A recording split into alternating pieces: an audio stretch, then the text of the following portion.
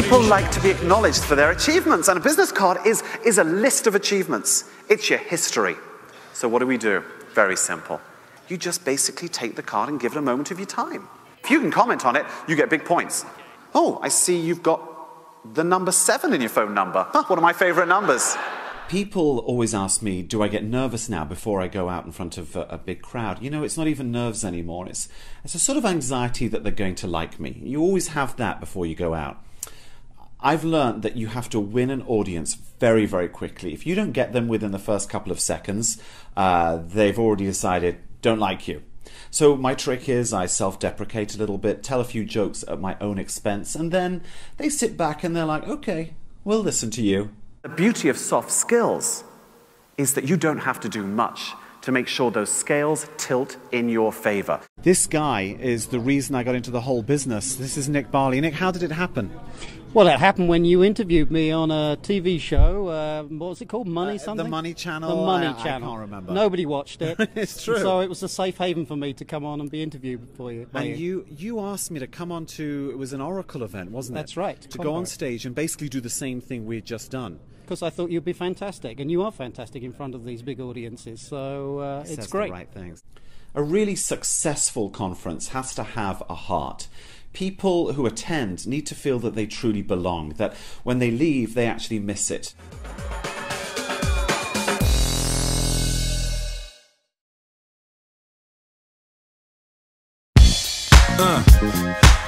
Yeah.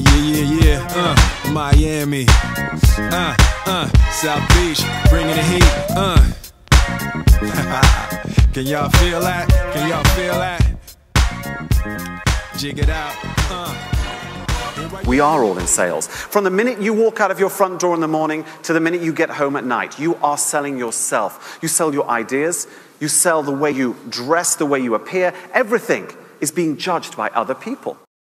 We started working with Mark a few years ago, and he's completely transformed our corporate events. He brings a level of energy that is just wonderful. The tidbits of wisdom that he brings in terms of business interaction are really valuable and goes over really, really well with a global crowd. Bounce it back.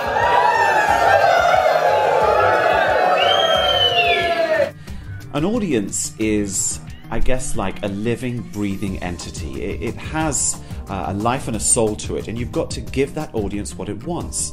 And you can guarantee that an audience does not want an hour-long PowerPoint-driven presentation where the slides are filled with words that they can't read and the speaker is droning because he's the most senior executive.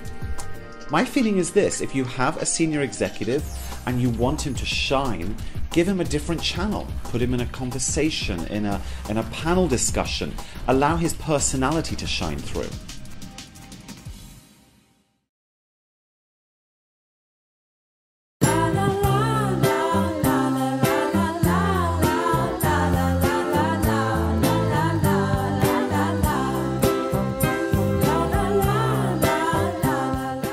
The 3 R's of networking.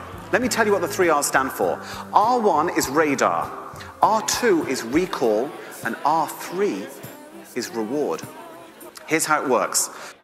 My role when I'm the moderator or the MC of a conference, which I love, by the way, is to be, I guess, the audience's voice on the stage. I'm their friend.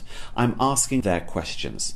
But above even that, my role is to allow your management team to shine. If you have executives up there, you want them to sparkle. And so you bring in an outsider, whether it's myself or anybody else, to ask those credible outside questions. And then the executive looks great. The executive looks like the personality that they are. If you go down the avenue of taking your head of sales and making them the MC, then they're never going to ask the key questions. And frankly, they own the content. They are kings of content. And instead, they're being forced to play the role of a host. The interesting thing about using Mark is like the first time you use him, it's like he's been a part of your company for years.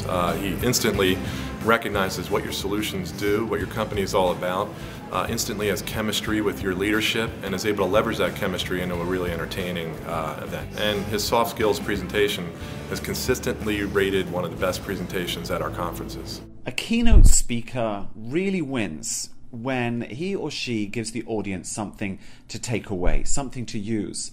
I mean, it's all very well. You can get the mountain climbers and the people that have sailed around the world, great stories, but what do you do with that on Monday morning? So my theory all the way through creating my keynote speech on networking and influence and soft skills was to give people something they can use instantly. And my trick is to attach humor all the way through. If you attach humor to a key message, people remember it. And, you know, I've spoken now in front of over 80,000 people, obviously not at the same time. And I see people again when I return to events the next year or the year after, and they quote stuff back to me. They've remembered. That really means a lot to me.